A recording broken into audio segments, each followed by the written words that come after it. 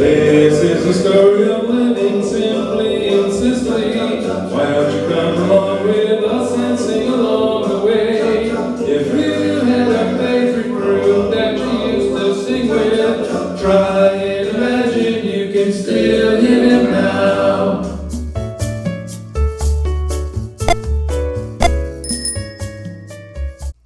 Hi, I'm Gigi. And I'm Jeff.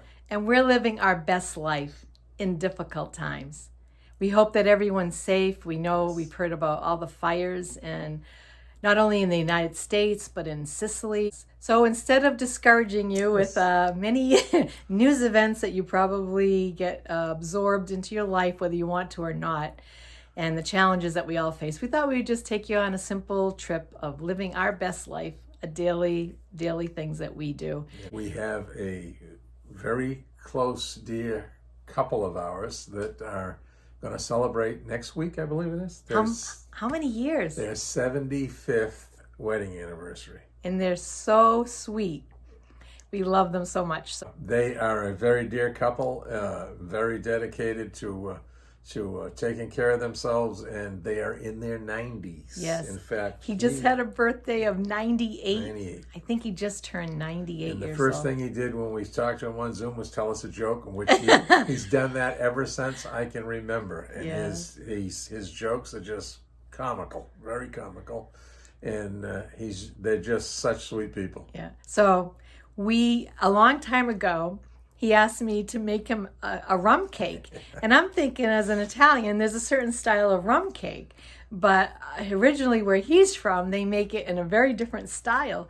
So I'm going to show you the recipe for the Jamaican rum cake. And first you have to make like a few things like this browning solution that makes the cake really dark. And then you have to also make a fruit mixture that you pour rum and wine into. I guess there's a red label wine. we couldn't find that wine, so we went with port. So we're hoping it doesn't change the flavor too much, but sometimes you just have to go with what you got. Jeff finished up the beautiful shelves in the kitchen. So the next step will be... Next project. Yeah. The next thing will be... the honey-do list. There's always something there. Yeah, well, while we're here, we're trying to make practical use of our time, Sure. We try to live simply and use what we have and just, make it look better instead of spending a lot of money. So Now listen, I have one question. Okay, what's the question? After you make this rum cake, Yes. especially for them, Yes.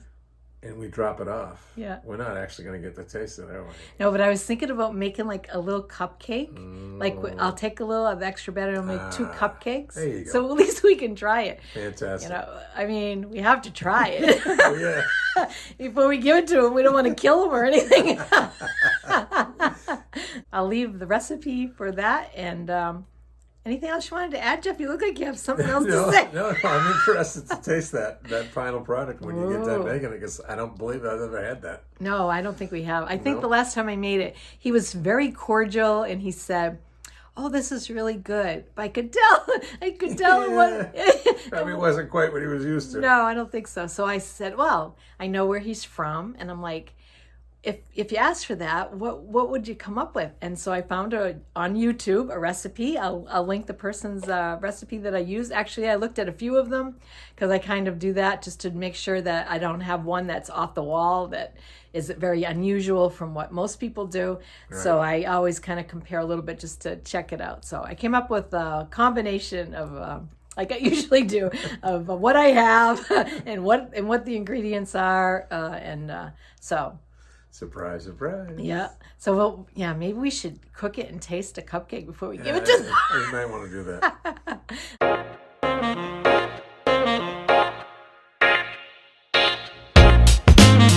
Okay, so this is the Jamaican rum cake recipe. First, you're supposed to make like a fruit blend. And so this is what I did last night. So I took cherries, currants, raisins, and there was something else. Oh, dates. And I put them all in some rum. This is a gold rum. And then I had some port wine. So I put that all together and soaked them, and then I just took my blender, my bullet blender, and made a paste and then added a little bit more wine to it. And then the other thing that I didn't know what it was, I had to look up, was this, it's called browning. And basically it's caramelized brown sugar and water. And so I made this solution, and that's what adds to make the cake dark, that really dark look. And then there are 8 eggs and 2 cups of flour, 2 cups of butter, and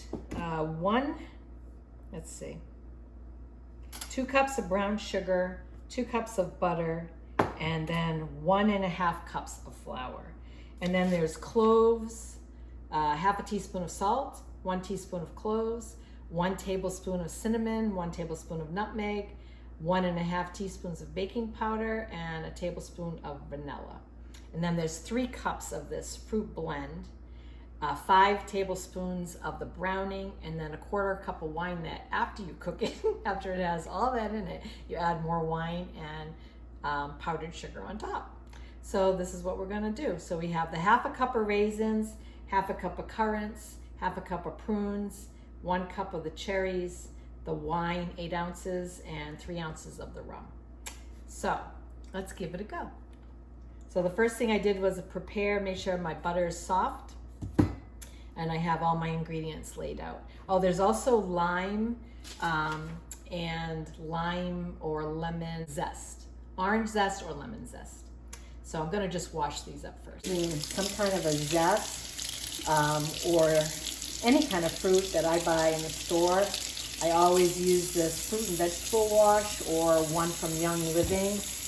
Just because, you know, you're ingesting this and we don't know if there's wax or spray or anything on it, so we want to make sure our fruits are safe for us.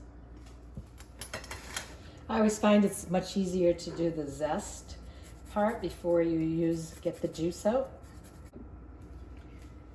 There's also 2 teaspoons of baking powder, so I'm just going to add that to my flour. A little bit of salt.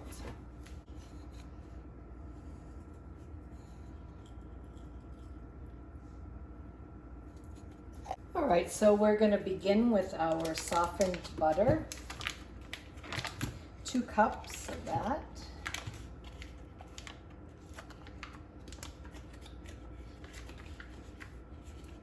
And you want it this soft. Whenever my mother or my grandmother would give me recipes, they would show me it feels like this, it looks like this. It's, you know, you add just enough. So if you have a full package, then that's what you add. And then we're going to add our sugar.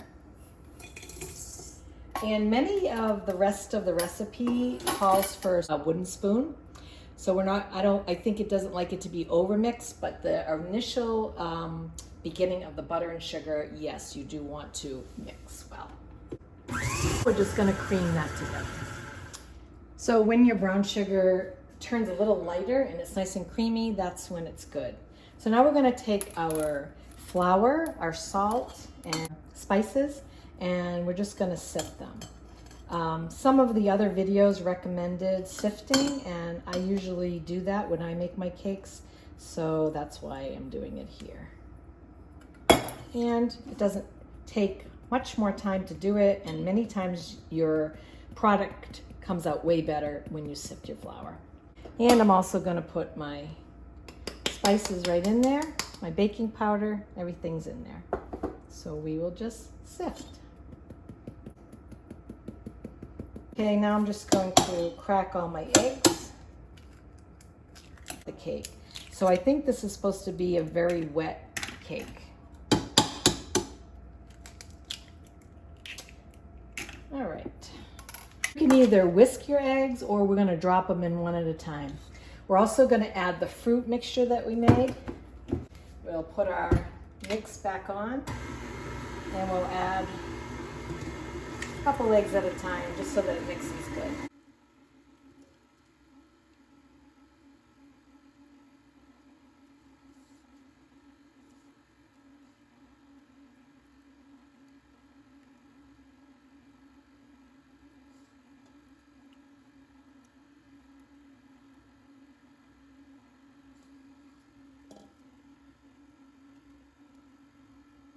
Always make sure that you take the time to stop the machine and make sure that the sides are incorporated.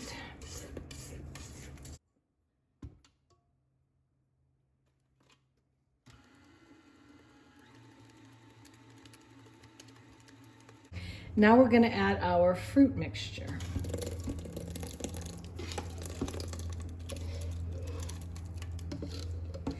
Italian fruits cakes, you use the whole fruit and you have bits and pieces, but in this cake, it's soaked in the liquor and then the wine and then blended. So we're just going to mix that gently.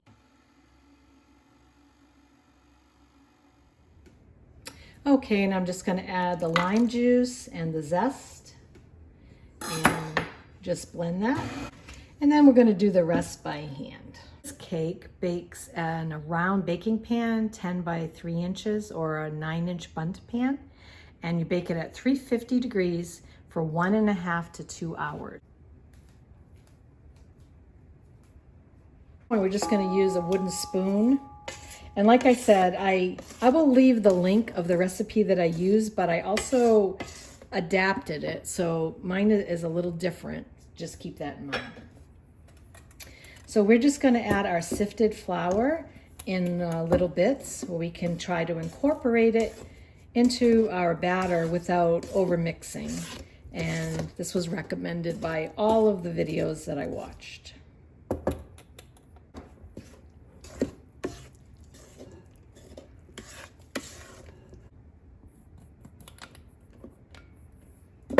I have to say, it smells delicious already. And I'm going to have to put a little bit of this batter into another cake pan so Jeff and I can taste it. And I noticed on a couple of the videos, the flour was adjusted. Added a little bit more if it didn't seem like the right consistency. So as a cook, a chef, you should always do that. If it just doesn't look right from what you're seeing, you want to adjust it. Don't be afraid to adapt your recipes. Sometimes altitude and the size of your eggs, different things like that will really make a difference. That's why many times, like even in the recipes, I usually will weigh everything because that's how you get more accuracy in your cooking. Now to me, the batter looks like it's a pretty good consistency, but one of the things that we're also going to have to add is this browning solution, which really makes the cake look dark. So this is what the cake color looks like at the moment, and this is the browning, that caramelized brown sugar that's very, very dark. We're going to also add that.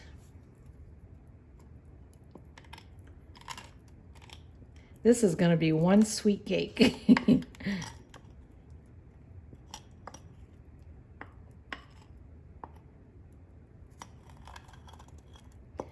And I also found a recipe to make the browning if you don't, I guess it comes in a bottle, and people will use it to either make their gravies brown or to make their cakes darker.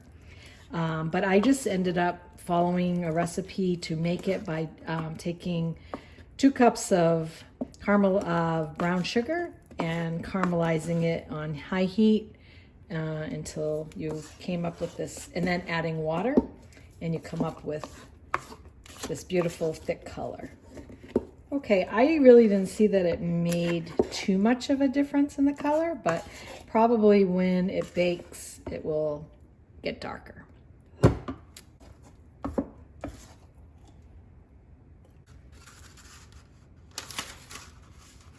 So when you want to use a parchment paper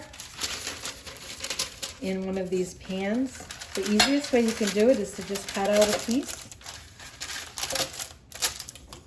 put it in, close it, then just turn it over and cut it. A lot of people will, cut it into a perfect circle and then cut it out, but this is the Gigi method. Use the rest of my butter thing here and just use that to grease the whole pan, and the little bit that Jeff and I are going to be able to taste. So I'm going to grease that as well. We're just going to fill up our cake tins.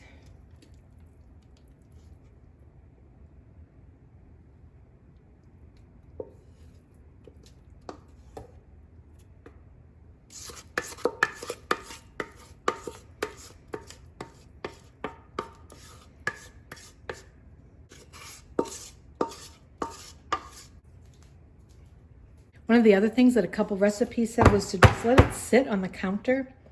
I don't really know why. I don't remember what the explanation was. But because we have to deliver these, we're just going to put them in the oven now and hope that's good. So when things are a little difficult in your life, the best thing that you can do is maybe think of someone else and give them a gift. It's such a beautiful thing. You get joy, they get joy, and everybody benefits. So one of the things I always do, this is our little cake that we took out that we made so we can pre-taste. Whenever it comes out of the oven, I always, while it's hot, I always go around with my knife to loosen it. Then I let it completely cool before I turn it upside down and remove it. So let me see what Jeff thinks about this cake. Hold on. Jeffrey, I made you something. This is the cake that we made for our friends. Wow. So you get to taste it. Okay. So this is, the inside of the cake is very, very moist. It smells like gingerbread. It's a little bit wetter. It's like a combination of a gingerbread with a fruit cake, like an Italian fruit cake. So we'll see what Jeff thinks about it. Okay, Jeff, so hold up the cake. And tell me what you think. There you go. That's good. What do you think about this cake? Well, it's got a very nice color to it. Mm-hmm. And the aroma is beautiful. It's very, I want to say, I can smell the liquor, but I can smell the fruits.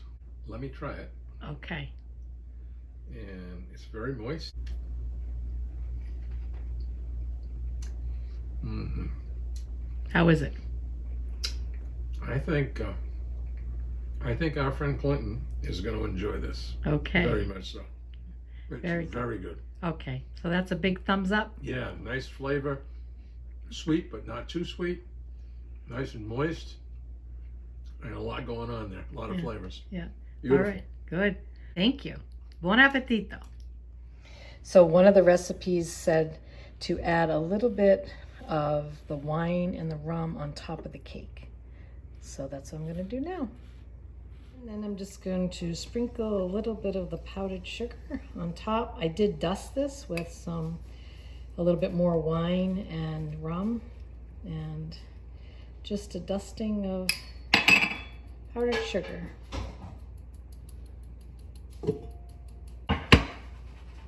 It was delicious. I loved it. Thank you for making it, Gigi. It was fabulous.